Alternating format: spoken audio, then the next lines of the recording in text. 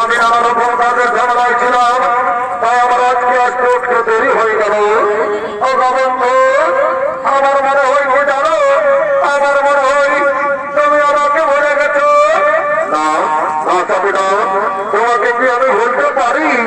আমার দেহ যতদিন প্রাণ থাকবে আমি তোমাকে ভুলতে পারবো না সাথী, আমি তোমাকে ভুলতে পারবো না।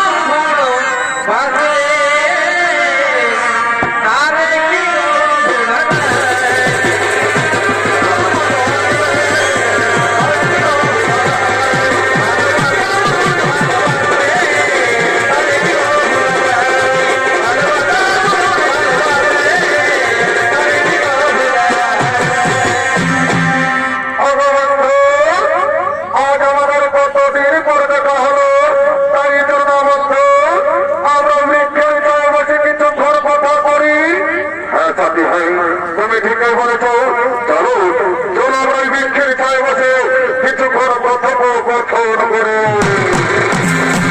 আর এদিকে এদিকেই যুবক, এদিকেই যুবক, এই প্রেমিকার জন্য নিজের মা বাবাকে ঘর থেকে তাড়িয়ে দিয়েছে।